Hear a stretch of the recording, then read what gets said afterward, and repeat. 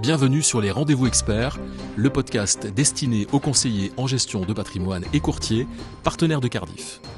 Du plus petit épargnant au plus gros investisseur, tous ont un objectif commun, détenir un portefeuille avec des valeurs performantes. La gestion dite active est là pour leur permettre d'atteindre cet objectif avec ou sans contrainte, c'est ce que nous allons voir. La gestion active est-elle une solution qui fait la différence avec les autres modes de gestion? Pour nous permettre d'y voir plus clair, j'ai fait appel à un spécialiste de la question. Il s'agit de Kevin Tauzé, qui est au comité d'investissement de la société Carmignac. Bonjour Kevin Tauzé, bienvenue au micro des Rendez-vous Experts. Bonjour Gilbert et bonjour à tous. Kevin, avant d'entrer dans le vif du sujet, je souhaiterais que vous redéfinissiez pour nos auditeurs ce qu'est exactement la gestion active. Alors la gestion active, c'est un type de gestion qui cherche à surperformer un marché, c'est-à-dire à délivrer une performance ou une performance ajustée des risques qui est supérieure à celle d'un indice de référence. Pour répondre à cet objectif, il existe autant d'approches que de sociétés de gestion, que ce soit une approche quantitative, fondamentale, avec plus ou moins de marge de manœuvre. Mais le rationnel, c'est que les marchés financiers ils sont pas toujours efficients et qu'on peut en tirer parti en construisant des portefeuilles qui sont différents des indices et donc qui présentent, selon les gérants, de meilleures perspectives. Pour résumer, on peut dire que ça s'apparente à une forme de mandat donné à une société de gestion, à un processus d'investissement, à un gérant à qui on fait confiance pour gérer son épargne. La première question qui me vient naturellement, c'est à quel moment la gestion active prend tout son sens finalement dans une allocation d'actifs qu'un conseiller en gestion de patrimoine pourrait proposer à son client? C'est pas évident comme question. Et puis, il me semble que c'est quand même plus du ressort d'un conseiller en gestion de patrimoine en fonction de l'horizon d'investissement et du seuil de tolérance au risque de ses clients. Mais je dirais quand même deux choses. Quand tout va bien et que les mouvements sont relativement homogènes, je caricature un peu, mais on a à la limite pas besoin de nous. Un ETF peut faire le travail. Par contre, quand ça se complique et qu'on voit une forte polarisation des performances, on voit bien l'utilité que peut avoir un gérant actif. Et une année comme 2020, comme celle qu'on vient de vivre, ça en est une très bonne illustration. C'est un concentré de ce qu'il se convient de faire dans la gestion active, c'est-à-dire savoir gérer les risques, savoir couper les positions, mais aussi il faut savoir se réexposer quand on a plus de visibilité, et puis construire un portefeuille qui balance les risques avec un profil rendement-risque attractif. Et c'est à peu près ce qu'on a réussi à faire chez nous, chez Carmignac cette année, que ce soit sur des fonds patrimoniaux, comme Carmignac Patrimoine, mais aussi sur des fonds actions, comme Carmignac Investissement, par exemple. Et puis, il y a un deuxième aspect à cette question, il me semble, c'est que quand on a un horizon de temps qui est suffisamment long, ça permet aussi d'utiliser la gestion active, d'essayer de capter ce qu'on appelle l'alpha, un moteur de performance additionnel que constitue la sélection d'actions ou la sélection d'obligations. Alors, vous faisiez référence à l'année 2020, et vous avez raison, parce que c'est une année qui a été extrêmement perturbée à tout niveau, crise économique, crise sanitaire. Comment vous avez réussi, vous, à faire face à toutes ces contraintes ? On l'a fait avec l'ADN qui nous caractérise, c'est-à-dire une analyse essentiellement fondamentale et une gestion active et flexible des portefeuilles. On a réalisé assez tôt qu'il fallait pouvoir couper des positions parce que la dynamique, on va dire, épidémiologique induisait que les marchés avaient systématiquement un temps de retard du fait de sa trajectoire exponentielle. Donc ça, c'est quelque chose qu'on a fait et qu'on a fait relativement rapidement, de façon importante. On avait 40-50% d'exposition, on était près de nos maximums d'exposition au début d'année. On a réussi à couper ces positions à zéro. On utilise pleinement les marges de manœuvre. Je vous disais, il faut aussi savoir se réexposer et qu'une fois qu'on a eu plus de visibilité, en l'occurrence qu'on a eu des interventions extrêmement significatives des banquiers centraux, des gouvernements également, on s'est largement réexposé au marché. Et la gestion active, c'est aussi ça. Il faut aussi savoir capter un rebond. Et puis après, il y a tout le travail de sélection, je vous le disais, d'actions et d'obligations. Donc, la gestion active a finalement ses partisans, mais a aussi ses détracteurs. Et certains analystes disent que la promesse de surperformer dont vous parliez tout à l'heure, et notamment les indices, c'est très alléchant, certes, mais qu'en fait, ça marche pas. Alors, vous avez quoi répondre à ça? Je répondrai que, comme pour la performance des marchés financiers, il faut regarder ce qui se passe sous la surface. Et j'aurais tendance à être un peu plus spécifique et à regarder un peu plus dans le détail. D'abord, il me semble que ce que disent ces analystes et ces analyses, c'est qu'en agrégé, les gérants actifs tendent à faire moins bien que les indices.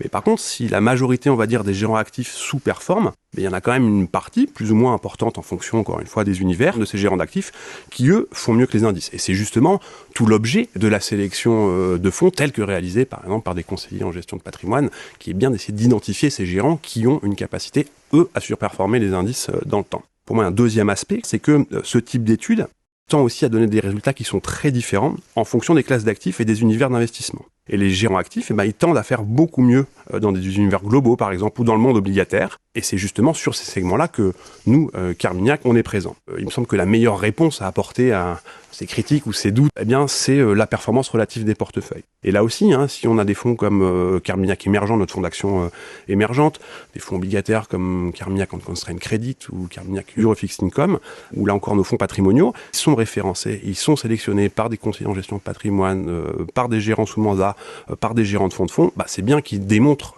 leur capacité à surperformer dans la durée. Alors je voudrais maintenant que nous entrions dans la façon dont vous gérez, dont vous sélectionnez les valeurs.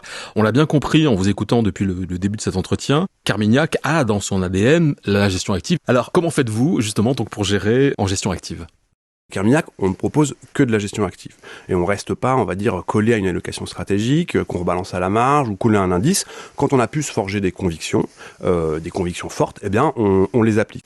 On a parlé par exemple de ce qui s'est fait en 2020, et c'est pareil sur les marchés de taux. On utilise pleinement la palette qui nous est donnée. On s'est forgé des convictions par exemple sur les marchés du crédit, qui présentaient des profils rendement risque qui étaient particulièrement attractifs. On en a eu jusqu'à 30% dans nos portefeuilles. Et on est aussi un gérant global, donc on le fait sur les actions, sur les taux, sur le crédit, sur les émergents, sur les marchés d'échange, et on se limite pas à un thème ou un style. On sait être opportuniste. Par exemple, quand il y a beaucoup de questions sur le débat entre croissance et value, il me semble que tous les styles ont potentiellement leur place dans des allocations à des moments du cycle différents. Et puis on le disait aussi, notre métier en tant que gérant d'actifs, c'est aussi de gérer l'incertitude. Et du coup, on construit des portefeuilles, on cherche aussi à constituer des protections au cas où un scénario adverse devrait se matérialiser. Cette gestion active, comme on le disait, c'est notre ADN depuis plus de 30 ans.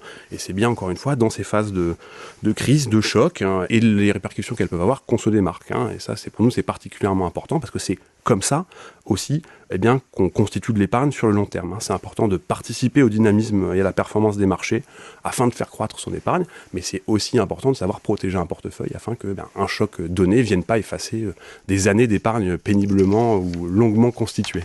Kevin Tauzet, si vous deviez nous présenter un fonds de votre gamme, lequel correspond à ce que nous avons évoqué dans cet entretien ? Tous nos fonds, ils s'inscrivent dans un cadre de gestion active et tous nos fonds utilisent les marges de manœuvre dont ils disposent pour essayer de répondre à cet objectif de performance et de surperformance. Mais si je devais en présenter un, ce serait un de nos fonds patrimoniaux, parce que la gestion active qui est mise en place, elle touche toutes les classes d'actifs, les actions, les taux, le crédit, les devises.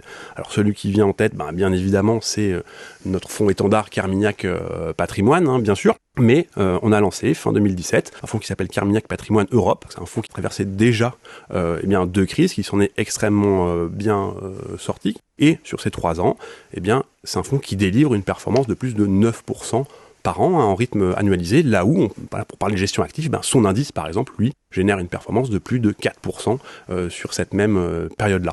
Nous arrivons au terme de ce podcast dédié à la gestion active vue par Carmignac et présenté par vous, Kevin Tauzet. Alors, en guise de conclusion, la gestion active fait-elle vraiment la différence ? Oui, et ça devrait être encore le cas cette année 2021.